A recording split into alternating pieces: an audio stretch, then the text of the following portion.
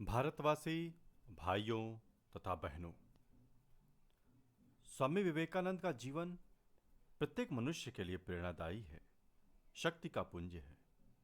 कोई भी मनुष्य अगर एक बार हृदय से स्वामी जी को पढ़ता है, समझता है, तो उसका जीवन उसी क्षण ऊर्जा अनुभव करने लगता है, आत्मविश्वास से ओतप्रोत हो जाता है। स्वामी विवेकानंद जी के नाम में ही विवेक है, आनंद है। लेकिन दुर्भाग्य की बात है कि ऐसे पूज्य स्वामी विवेकानंद जी के विचारों को बहुत कम भारतीय ही जान सके हैं। लोग सोचते हैं कि स्वामी जी ने ऐसा क्या बताया कि पूरा विश्व उनके सामने नतमस्तक हो गया। इस लक्ष्य को पूरा करने हेतु रामकृष्ण मिशन के साथ साथ कई संस्थानों ने बेड़ा उठाया, उनके विचारों को प्रचारित किया और देशवासियों को जगाया। मेरा उन सभी संस्थाओं को नमन है। मैं भी एक भारतवासी होने के कर्तव्यों का निर्वहन करने हेतु अपनी अल्प बुद्धि से एक प्रयास करने जा रहा हूं। अगर आप लाभान्वित होते हैं तो इस वीडियो को अपने लोगों तक, स्वजन तक, मित्रों तक प्रसारित कर ज्ञान के दान में अपना योगदान करें। स्वामी जी के बारे में रविन्द्रनाथ टैगोर कहते हैं कि यदि आप भारत को जानना चाहते हैं तो स्वामी विवेकानंद को पढ़ें। उनमें आप सब कुछ सकारात्मक पाएंगे और कुछ भी नकारात्मक नहीं है उनमें। आगे कहते हैं कि भारत की आत्मा विवेकानंद के शब्दों में बोलती है। रविन्द्रनाथ टैगोर, सुभाष चंद्र बोस और न जाने कितने व्यक्तित्वों के जीवन को स्वामी जी ने बदल दिया, और वह सभी व्यक्तित्व स्वामी जी को अपने हृदय में धारण कर इस भारत को, इस धरा को विकसित करने में अपना जीवन खपा दिए। ऐसे स्वामी जी के विचार हम सब के लिए बड़े ही अमूल्य धरोहर हैं। जब स्वामी जी विदेशों में अपने प्रचार को पूर्ण कर लिए और भारत 15 जनवरी 1897 को कोलंबो के बंदरगाह पर उतरे, तो वहाँ के हिंदुओं ने उनका भव्य स्वागत किया। फिर 16 जनवरी 1897 को स्वामी जी ने वहाँ पर उपस्थित सभी लोगों को अपने विचार प्रस्तुत किए, भाषण दिया। उस भाषण का पहला अंश आज आपके सम्मुख प्रस्तुत है। सबसे पहले स्वामी जी अपनी इस धरा को,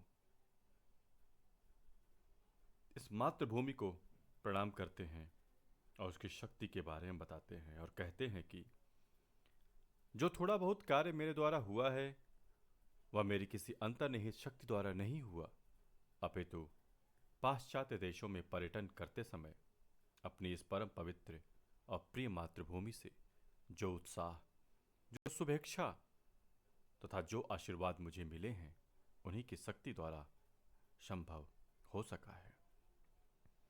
इस छोटे से वाक्य में स्वामी जी ने बड़ी ही अद्भुत बात कही। उन्होंने स्पष्ट किया कि जो भी कार्य हुआ है वह उनकी किसी अंतर्निहित शक्ति द्वारा नहीं, अपितु मातृभूमि से जो उनको आशीर्वाद मिला है, जो उनसे उत्साह मिला है, वह उस शक्ति के द्वारा हो सका है। क्योंकि अगर मातृभूमि के लोग उनको अपने आशीर्वाद से, उनको अपने प्रेम से नहीं नहलाते, तो स्वामी जी कहते हैं कि मैं कुछ नहीं कर सकता था। लेकिन इस बात को स्वीकार करते हैं स्वामी जी और आगे कहते हैं कि हाँ, यह ठीक है कि कुछ काम तो अवश्य हुआ है, पर पाश्चात्य देशों में भ्रमण करने से विशेष लाभ मेरा ही हुआ है। इसका कारण यह है कि पहले मैं जिन बातों को शायद भावनात्मक प्रकृति से सत्य मान लेता था, अब उन्हीं को मैं प्रमाण सिद्ध विश्वास तथा प्रत्यक्ष और शक्ति संपन्न सत्य के रूप में देख रहा हूं। स्वामी जी यहाँ पर स्पष्ट करते हैं कि हाँ, उन्होंने कुछ कार्य तो विदेश में किया है, लेकिन जो उन्होंने विदेश में यात्राएं की, उससे उनको ही विशेष लाभ हुआ, क्योंकि मातृभूमि के प्रति जो बातें वो भावनात्मक रूप से पहले ऐसे ही मान लिया करते थे, अब उन भावनाओं को, उन विचारों को पूरी दृढ़ता से, पूरे संकल्प के साथ अपने हृदय में विचार करते हैं, उन्हें अनुभव करते हैं। और फिर तीसरे बिंदु में वो स्वामी जी कहते हैं, पहले मैं भी अन्य हिंदुओं की तरह विश्वास करता था कि भारत पुण्य भूमि है, कर्म भूमि है। मैं दृढ़ विश्वास के साथ कहता हूँ, यह सत्य ही है। यहाँ पर स्वामी जी ने इसकी उद्घोषणा की कि यह सत्य है कि भारत पुण्य भूमि है, कर्म भूमि है। क्यों है कर्म भूमि? आगे स्वामी जी कहते हैं कि यदि पृथ्वी पर ऐसा कोई देश है जिसे हम धन्य पुण्य भूमि कह सकते हैं, यदि कोई ऐसा स्थान है जहां पर पृथ्वी के सब जीवों को अपना कर्म फल भोगने के लिए आना पड़ता है, यदि कोई ऐसा स्थान है जहां भगवान की ओर उन्मुख होने के प्रयत्न में संलग्न रहने वाले जीव मात्र को अंततः आना होगा, यदि कोई ऐसा देश है जहां मानव जाति की क्षमा, धृति, दया, शुद्धता आदि सद्वृत्तियों का सर्वाधिक विकास हुआ है, और यदि ऐसा कोई देश है जहां आध्यात्मिकता तथा सर्वाधिक आत्मावनेशन का विकास हुआ है, तो वह भूमि भारत ही है। स्वामी जी ने अपने इस पैराग्राफ में स्पष्ट किया है, भारत है क्या। भारत पृथ्वी पर एकमात्र देश है जिसे हम धन्य पुण्य भूमि कह सकते हैं। भारत एकमात्र देश है जहां पर जीवों को अपना कर्म फल भोगने के लिए आना पड़ता है। एकमात्र देश है जहां पर जो भगवान की तरफ आगे बढ़ना चाहता है वह यहाँ आता है। और यदि ऐसा कोई ऐसा देश है जहाँ पर मानव जाति के सबसे आदर्शतम गुणों का विकास हुआ है, जैसे क्षमा, धृति, दया, शुद्धता, प्रेम, यह सब कुछ भारत में हुआ है। और यदि कोई ऐसा देश है जहाँ पर आध्यात्मिकता और स्वयं का आत्म साक्षात्कार करने का सर्वाधिक विकास हुआ है, तो वह भूमि भारत ही है।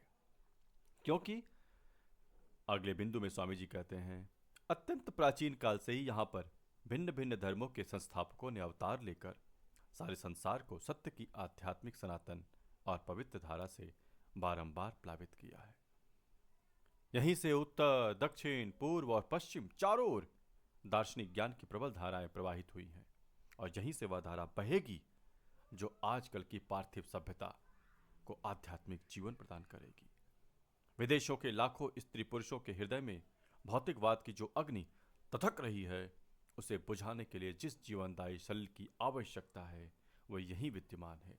मित्रों, विश्वास रखो, यही होने जा रहा है। इस पैराग्राफ में स्वामी जी ने स्पष्ट किया है कि भारत भूमि में अनेकों धर्म के लोग यहां पर विकसित हुए। भिन्न भिन्न धर्मों के संस्थापकों ने अवतार लिए और पूरी दुनिया को सनातन सत्य से परिचित कराया।